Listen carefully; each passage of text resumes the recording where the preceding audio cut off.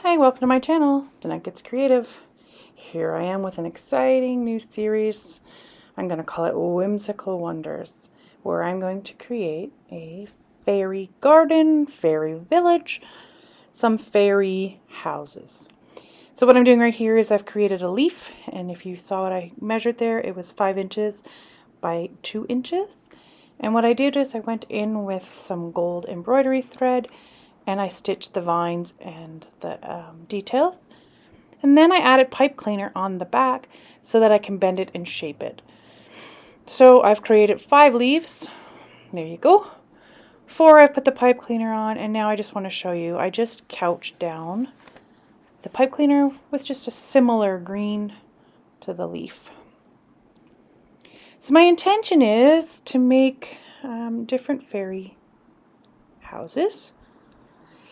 And then hopefully have a little display where I can put them all together, and I'll show you the display as I go or at the end. I'm not really sure. I'm still thinking this out. Anyway, this is fairy house number 1. And someone in the comments had suggested maybe a fairy house. Well, then I went down my rabbit hole as I normally do, and I started drawing and sketching out some fairy houses. So I think I actually have 3 that I kind of brain dumped out of my brain and got them onto paper. So hopefully I'll be able to create these houses, and hopefully you'll stick along for the journey. Similar to the other houses, if you've watched me at all, similar structure, similar ideas, just kind of going down the more whimsical route and creating some more cutesy, fairy-like, enchanted kind of houses. So there you go, just sew it on that piece of pipe cleaner. I'm doing this a little bit different actually. Normally I would do the base of the house and then do the roof, and what I'm actually doing right now is creating the roof first. So then I can create the base after that. And I think that that's kind of the plan I have, is to kind of create the roof first so I can build the house underneath afterwards. So right now what I'm doing is I'm cutting a cone in which I will sew those leaves on top of, kind of like adding shingles to a roof. Same idea. So as I was saying, I think that will be my plan, because I think a lot of my details, well, at least for the first few, are going to be in the roof, and in the way I create the whimsy and the fairyland style will be more in the roof. So all I'm doing here is just pinning this down, stitch it together, make a cone-shaped roof. So I hope you're all doing well.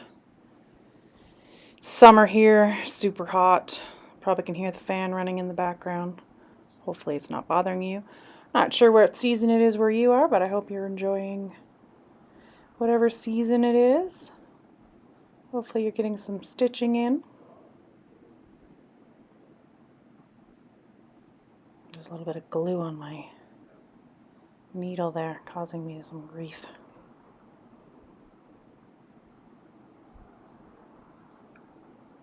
So I hope to not talk through this whole video. I'll just come on and speak where I feel there's a need to let you know what I'm doing.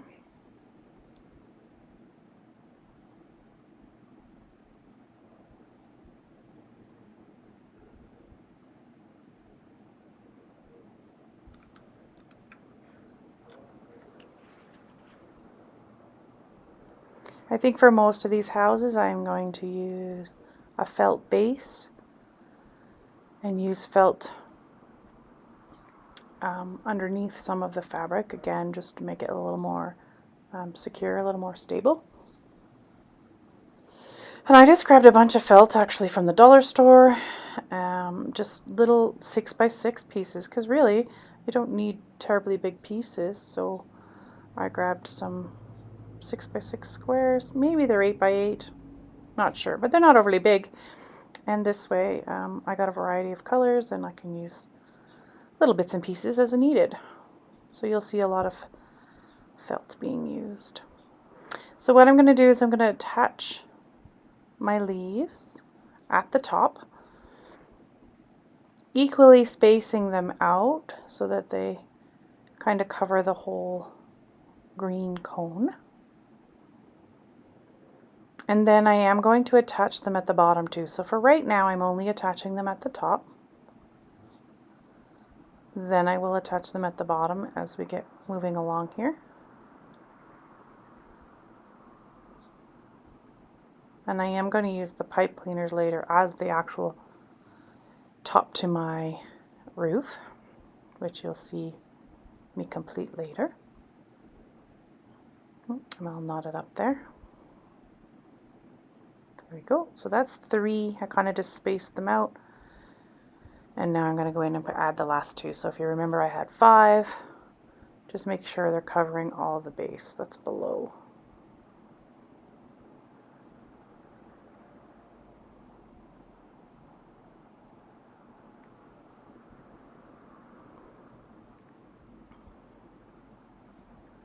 The pipe cleaner really helps it keep its shape. So I'm just putting a little pin in just to make sure I have them in the right place.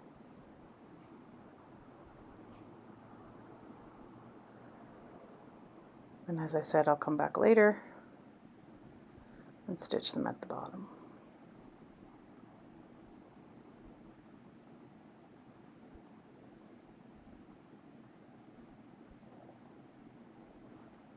There we go, just securing the top, back and forth, back and forth.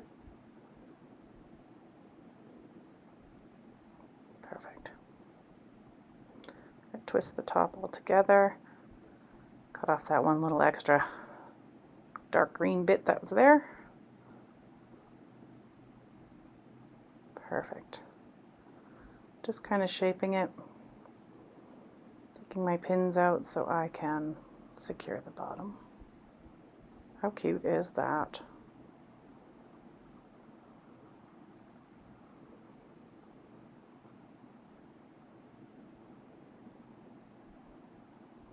Making sure that they're overlapping slightly and that there's none of the undergreen showing. Cool. Is that not the cutest? I love it. Okay, so what I have here is I cut out a piece of paper 7.5 inches by 5.25, and that's just a piece of felt. And then I'm going to use this fabric as the felt being the base, the fabric being the color that you're going to see. So again, I've done this before, just use a little bit of glue,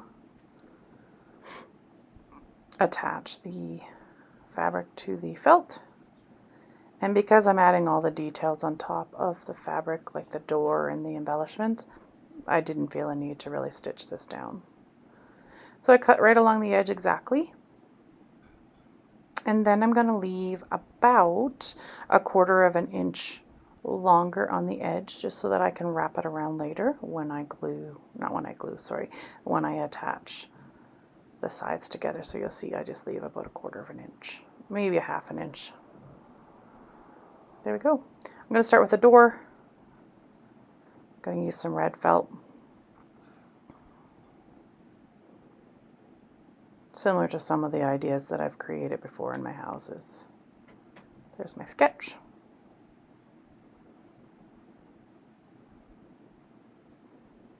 Now I'm going to work on the door, add some flowers, and I do end up adding ladybugs at the end as well. Just showing that I'm going to do some of the vines.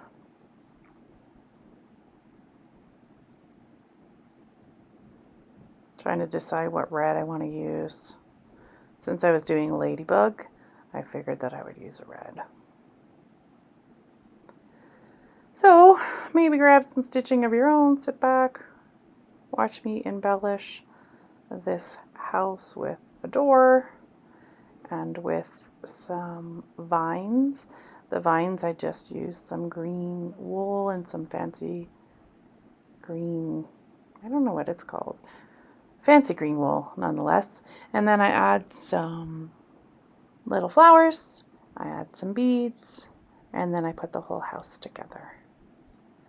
So I hope you're going to join me on this journey, this Whimsical Wonders journey that I'm about to undertake. Lots of ideas in my head, so hopefully I can get them all out and share them with you.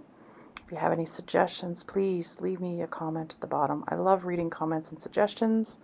Always open to ideas. So I hope you're all having a great day, and stick around. This is going to be a fun one. Take care, and thank you for watching. I appreciate you taking the time. Bye.